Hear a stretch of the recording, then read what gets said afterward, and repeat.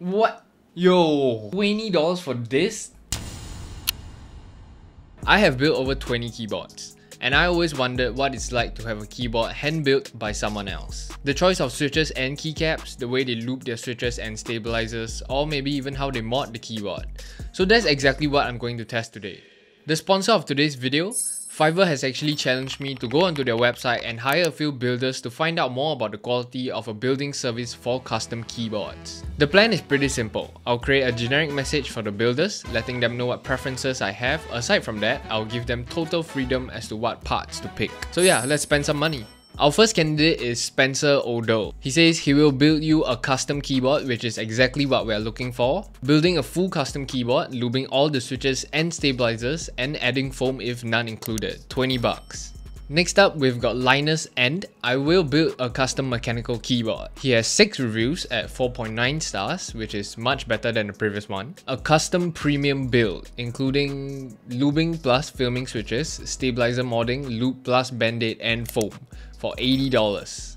Our third and final seller, Cellar Door Q. 32 5-star reviews and has Fiverr's choice. Lubing services for switches and stabilizers, spray painting, 3D printing and vinyl work. $135. For Cellar Door Q, I decided to send him my logo and see what he can do with it since he does vinyl work and spray painting.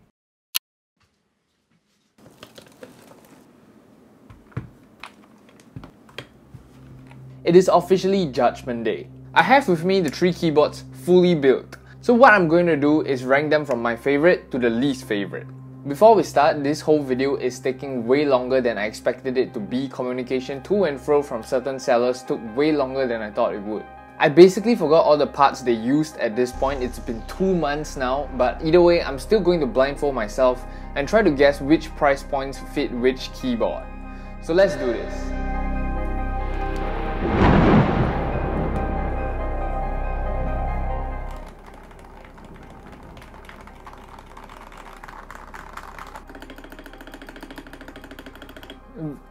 I don't like that spacebar. Backspace not bad, backspace not bad. The enter's not... that's not bad as well. The shift isn't too bad. The spacebar has a lot of ticking and rattling.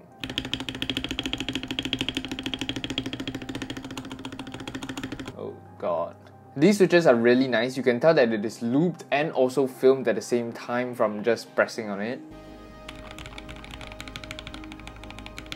There's not much of a hollow sound from this plastic case. It seems to be... it's probably tape modded and case foam modded if I'm not wrong. Overall, I'll give this keyboard a solid 7 out of 10. It's not bad. If I had to guess, this is probably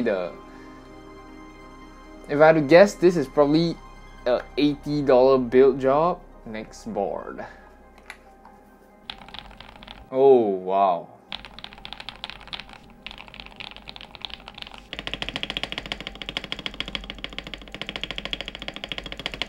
A little better compared to the previous one, but not completely perfect yet. Still a little bit of ticking, very minor ticking.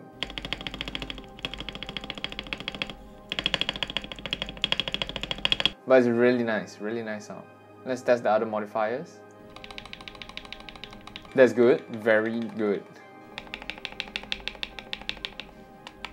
Is it short shift? Yep.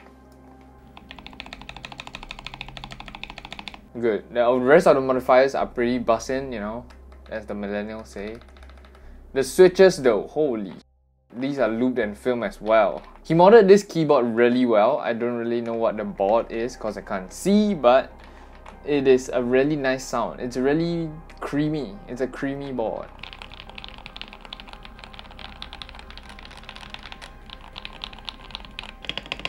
If I had to guess, this is probably a solid $135 for the build service. The most expensive one. Alright, moving on to our last board.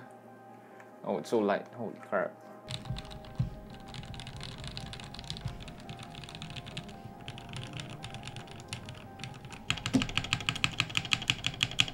What the heck?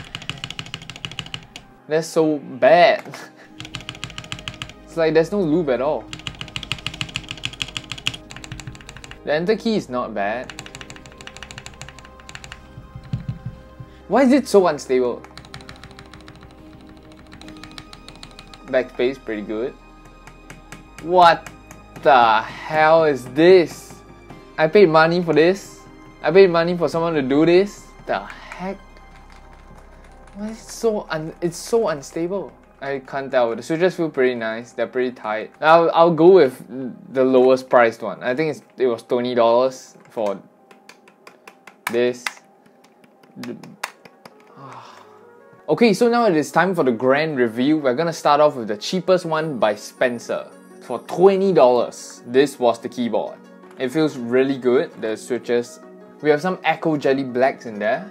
It is a RK61 with Echo Jelly Blacks, looped with Krytox 205 Grade 0. He added some neoprene foam to the case. He tape modded the PCB, looped and clipped the stabilizers with 205 Grade 0 and the wire with dielectric grease. A pretty solid job for $20. Overall, I would give this keyboard a solid 8 out of 10. I actually really like the switches and the foam and tape mod he did. Aside from that, the only flaw that I really don't like is the spacebar. In terms of service, he's ranked number 1 for sure. He replies really quickly, he was extremely friendly, he managed to send out the board in just 4 days. And the best part, he didn't even charge me for shipping. Next up is Linus at $80. Not going to lie, this was not one of the best in terms of service. He ran through a lot of life hurdles, I would say. All the orders started on 22nd of May, but he sent it out on the beginning of July. There was a few things disrupting the process of me and him working together. The COVID situation at his country, he was going on a vacation with his family, and there was just not enough time for him to settle the keyboard for me. So being on a more positive mindset, I would believe that without all these situations happening, the communication and the whole building process would be much simpler for him and me. However, if I had to compare to Spencer, Linus wasn't as friendly and as knowledgeable as Spencer was. Spencer was very knowledgeable, very friendly. He asked me a lot of questions about what I prefer and whatnot, but of course I told him that he had full freedom as to what parts to pick. All these being said, there's definitely a lot of room for improvement for the keyboard he's building for me. The shift key could definitely be fixed really easily. He could have tested it more and made sure that this was not going to happen. And of course the basic modding itself, I feel like he could have added a foam mod or a tape mod to make it sound less hollow, and it was so unstable because he placed the rubber stickers wrongly. Maybe he wanted it to be more angled, but I felt like this was a question he could have asked me. Our last and most expensive build, the $135 build service. In terms of service, it was actually really good. He had really good communication, extremely friendly. He even added me on Discord to talk more about parts that I wanted and what preferences I have. He gave me a brief introduction to the keyboard hobby because I say I'm a beginner. He told me about the different sound profiles, different keycap profiles, and what I would look for in a keyboard that I'm building. The only flaw that Celador Q really has is in his listing. His listing did state he would do basic modding, vinyl work, like a foam mod and stuff for $135. But this is also partially my fault. His profile did state that I should contact him before placing an order. And I'm saying all these because he wanted to charge me extra for a foam and tape mod that was not supposed to be included in the $135, as well as the vinyl work because it is based on how complex the vinyl work will be. All of these complications and information could have been found out earlier if I had read his profile properly and didn't rush through the whole process. However, in terms of keyboard, this is definitely the favorite keyboard out of the three. It is done really well, the switches are really creamy, stabilizers are done really well, the foam and tape mod were all splendid as well, and I was overall satisfied with the service. So in conclusion, I would actually give my first experience using the Fiverr service a solid 9 out of 10. It got me to try a lot of different things. It made me feel like a beginner in the keyboard hobby once more. It felt like I was learning again. Communicating with people with the same hobby is also really fun, and it felt like I was like waiting for a Christmas present built by a friend of mine. So it was actually a really fun process. One piece of advice, the main takeaway from this whole thing from me is to contact the seller before placing your order.